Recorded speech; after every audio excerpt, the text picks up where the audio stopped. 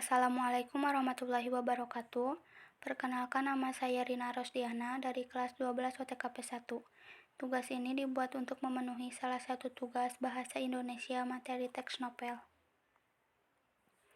A. Pengertian, ciri-ciri, dan jenis novel.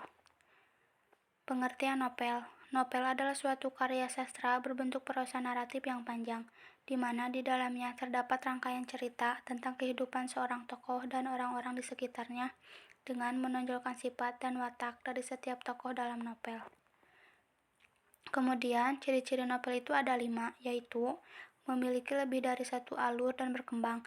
Jadi, alurnya itu bisa hanya satu alur, bisa juga lebih dari satu alur, dan berkembang bermacam-macam. Banyak tokoh dan memilih lebih dari satu karakter. Tema lebih kompleks, latar bergerak, cerita disertai perubahan nasib tokoh. Jadi, karakter tokoh itu tidak hanya jadi satu, bisa jadi dia berganti peran di tengah-tengah cerita. Kemudian, ada jenis-jenis novel, terbagi menjadi 3. Yang pertama, berdasarkan kebenaran. Cerita itu terbagi lagi menjadi 2, ada novel fiksi dan novel non-fiksi. Novel fiksi, novel ini berkisah tentang hal yang fiktif dan tidak pernah terjadi. Contohnya, dalam film Harry Potter. Novel non-fiksi. Novel ini kebalikan dari sebuah novel fiksi, yaitu sebuah novel yang menceritakan tentang hal yang nyata yang sudah pernah terjadi. Biasanya jenis novel ini berdasarkan sebuah pengalaman seseorang dan kisah nyata atau berdasarkan sejarah. Contohnya, film Laskar Pelangi. Kemudian ada berdasarkan genrenya. Yang pertama, novel romantis. Jenis novel yang satu ini bercerita tentang seputar percintaan dan kasih sayang dari awal hingga akhir, contohnya pada film Ayat-Ayat Cinta. Yang kedua, novel horor. Jenis novel yang satu ini mempunyai cerita tentang yang menegangkan, seram, dan pastinya membuat para pembaca novel ini berdebar-debar. Pada umumnya, novel ini bercerita tentang hal-hal yang mistis atau seputar dunia gaib. Contohnya film Bangku Kosong. Yang ketiga, novel komedi. Jenis novel yang satu ini sesuai dengan namanya.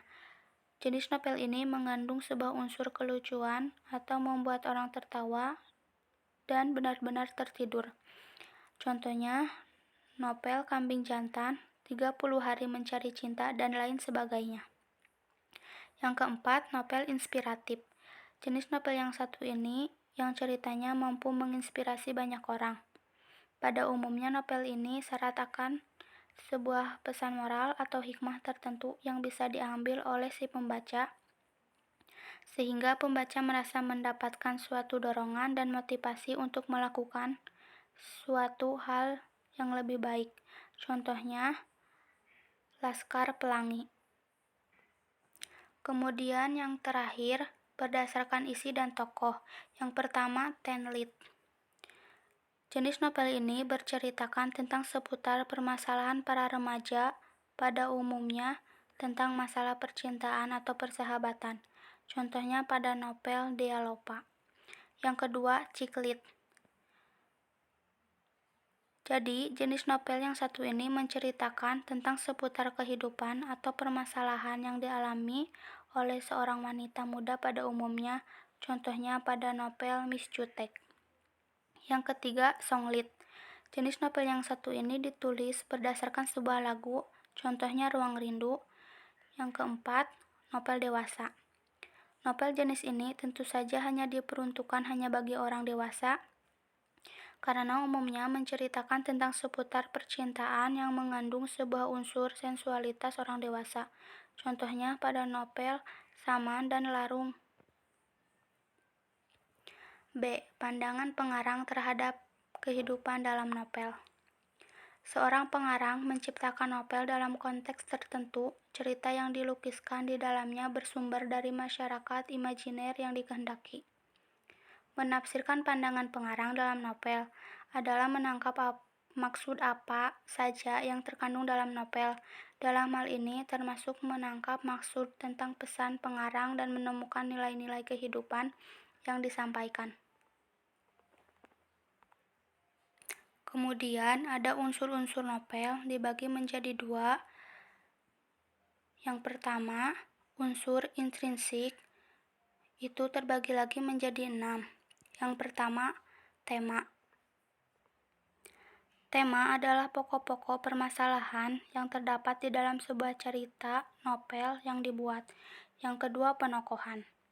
Penokohan adalah pemberian watak atau karakter pada setiap pelaku dalam sebuah cerita. Para pelaku atau tokoh bisa diketahui karakternya dari ciri fisik, cara bertindaknya, lingkungan tempat tinggal. Yang ketiga, alur. Alur adalah rangkaian-rangkaian peristiwa yang membentuk jalannya suatu cerita novel. Keempat, gaya bahasa.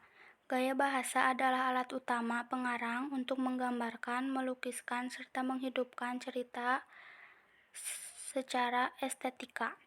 Jenis-jenis gaya bahasa diantaranya ada 3, yaitu personifikasi, perumpamaan, dan hiperbola. Yang kelima, latar atau setting.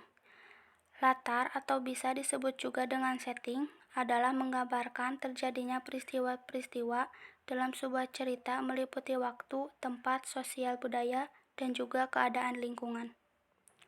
7. Sudut pandang. Sudut pandang dapat disimpulkan bahwa sudut pandang merupakan penempatan diri pengarang dan juga cara pengarang dalam melihat berbagai macam kejadian-kejadian dalam cerita yang dipaparkannya. Yang terakhir, amanat. Amanat adalah pesan yang disampaikan yang terdapat dalam cerita dalam novel tersebut. Kemudian yang kedua, unsur ekstrinsik. Dibagi menjadi 3 bagian. Yang pertama, biografi pengarang. Biografi pengarang sangat berpengaruh pada jalan cerita yang terdapat dalam novel. Yang kedua, situasi dan kondisi. Situasi dan kondisi secara tidak langsung maupun langsung akan berpengaruh kepada hasil karya novel. Yang ketiga, nilai-nilai terdiri dari nilai moral, nilai sosial, nilai budaya, dan nilai estetika. Kemudian ada struktur teks novel dibagi menjadi 6 bagian. Yang pertama, abstrak. Abstrak merupakan bagian ringkasan isi cerita yang biasanya bisa ditemukan pada bagian awal cerita. Yang kedua, orientasi. Orientasi merupakan bagian penjelasan mengenai latar waktu dan suasana terjadinya cerita. Terkadang juga berupa pembahasan penokohan atau perwatakan. Yang ketiga, komplikasi. Komplikasi merupakan urutan kejadian yang dihubungkan oleh sebab akibat.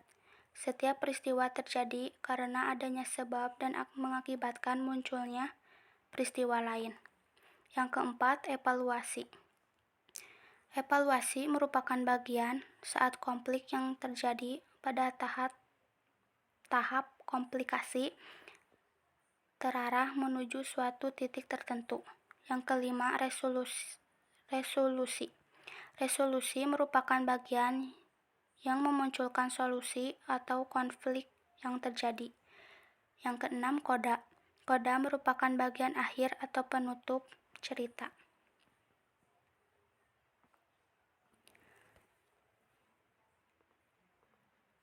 Itulah tadi penjelasan dari materi teks novel. Sekian, terima kasih. Mohon maaf bila ada kesalahan. Semoga bermanfaat. Wassalamualaikum warahmatullahi wabarakatuh.